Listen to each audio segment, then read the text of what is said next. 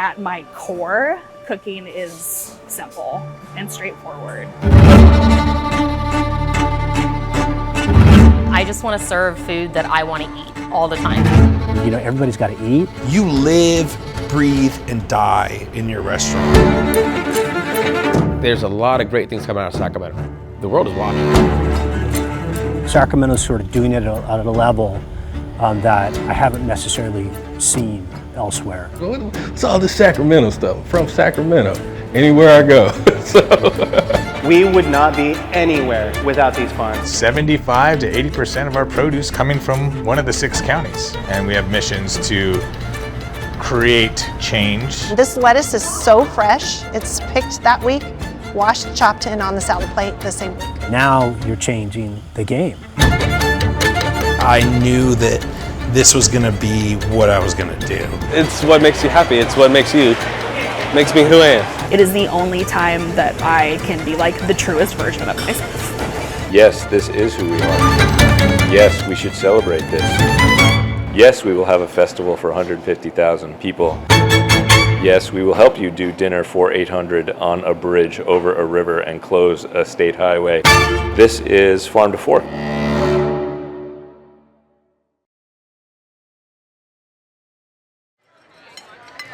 Thank you to wonderful and talented chefs for preparing such an exquisite meal. The top half is empty, and I think we could probably do like 2 trays, stacky, you know what I mean? And my deepest gratitude goes to the farmers, the farm workers, the chefs and food service workers. And 4 delicata, 4 mushrooms. I got someone bring me a shitload of spoons right now. Real hot oil, folks, real hot. Hot duck fan. I think one of the things that we did well with Farm to Fork is identify what we do better than anybody else. And what we do better than anybody else is grow food. My name is Mike Testa, and I'm the president and CEO of Visit Sacramento. The initial criticism is, this is just about white linen tablecloths. Well, no, it's about the farm workers. It's about everything from start to finish in the food cycle. You know, San Francisco has a Golden Gate Bridge, New York has a Statue of Liberty. What sets Sacramento apart? What is something that is unique to us that we can own? And it's agriculture, it's food. Tonight marks the 10th anniversary of the Tower Bridge Dinner. Of course, this is the event of the year, really. 750 people sitting on a bridge. Crazy, right? Patrick Mulvaney and my wife Bobbin and I are the owners of Mulvaney's B&L in Midtown Sacramento. People say, well, it's just marketing. I say, yeah, and it's brilliant. When are we starting? How much time? How much time? Now. We're going now? Once they kind of get semi-warm, they can go. Like me and Chris are going to start getting them rolling, and then we'll probably speed rack them and start filling. Yeah. Are we supposed to have 34? We're ready. Like we're always ready. We woke up ready. So tonight, let's raise our glasses. We go to bed ready. We don't step out the house unless we're ready.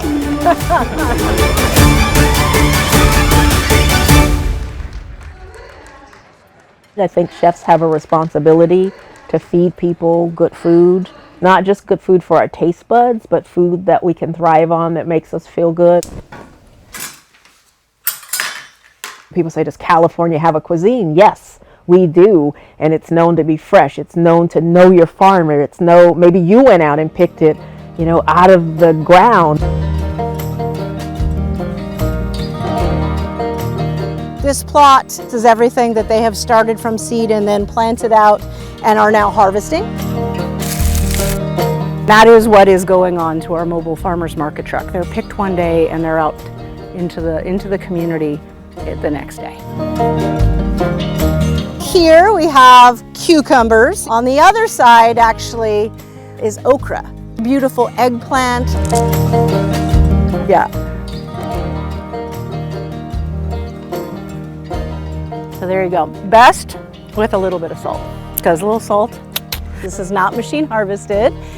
This is a lot of love and care that the farmers have to put in. So when you buy at a farmer's market or a farm stand or many of our local grocery stores, they are buying from local farmers. And so while they may be a bit more expensive, right? I mean, part of the reason that we're wanting to invest in these incredible farmers in this region who are also growing, you know, in a sustainable and regenerative way.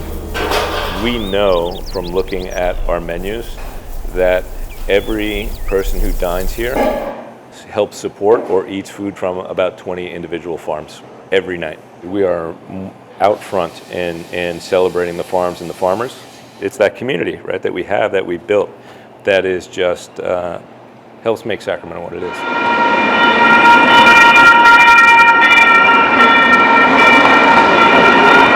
I'm from Sacramento. I left for a few years, but to come back and for it to be flourishing the way it is, and Farm to Fork Capital and all the festivals that are around it and the dinner that's around it, I'm so proud to be from here.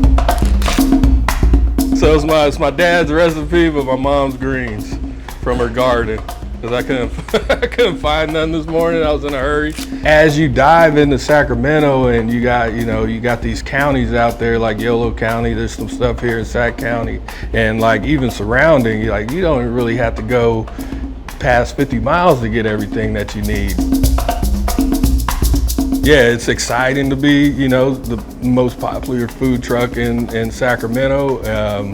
And, I say we're one of the most popular restaurants too, but at the end of the day, it's been a struggle, 2011, there's this big food truck boom in Sacramento.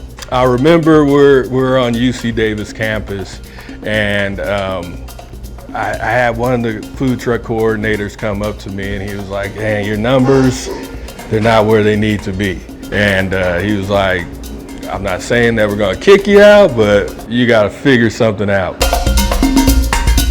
I had this bok chicken sandwich. It had a jalapeno slaw and it had our fuego sauce, which is a spicy mayo, dill pickles. Chef Chris at Localities, he did this video where he was eating the sandwich and him and his dishwasher were like dancing with the sandwich, and that's how it all started. From that video to where we are right now. If it wasn't for Chef Chris, I don't know where we would be right now. Everybody started coming after that. That Nashville chicken sandwich is something. If you do the family tree of Sacramento, if we were people, we'd all be cousin chefs. But I have heard that it can be super cutthroat everywhere else.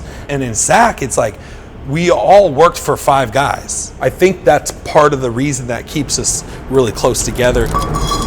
Our octopus dish, and this is the only dish that's been the same since we opened.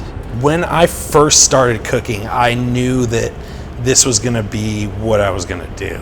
When I was like 9, my dad wasn't much of a cook, so when I would be at his house on the weekends, I would come with recipes ready to go, and I'd be like, "Hey, this is what we're gonna do."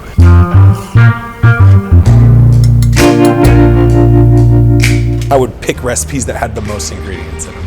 I wanted it just to continue on forever and take as long as possible, because it was like, that was my way of, I just really enjoyed cooking. Just trying to, make people smile instead of make people angry. I think I've been a little bit like vindictive in the past. It's like, I had a chef that was a complete asshole to me, and now I'm gonna be that to someone else, and it's just kind of like, and I'm guilty of that. I'm guilty of that 100%. But I think breaking that cycle and realizing that it just doesn't have to be like that is really important. The good ones among chefs are teachers, and we say, "I am going to teach you how to do this," because the more people that know, the better off it is.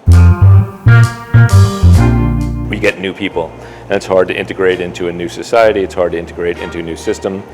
It's difficult to work in our kitchen. And sometimes the older person who's kind of leading the new will say, "That person's not that good." And I say to them, if you hired you when you came here, you would fire you. But more important, someone somewhere in your career, for no apparent reason, taught you how to cook. And that's why you are the cook you are today.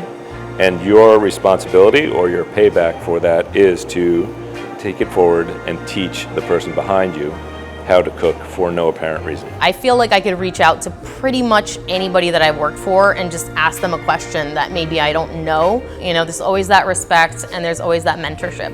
Chefs that work together and have the same vision and are passionate about what they do and they're true to each other are going to succeed. And we had kind of a chip on our shoulder because a lot of people are like, Sacramento's a cow town, you know, and just kind of like, okay, well, we'll show them what we got. You know, we declared that we were the farm to fork capital of the United States, and we have something to really prove.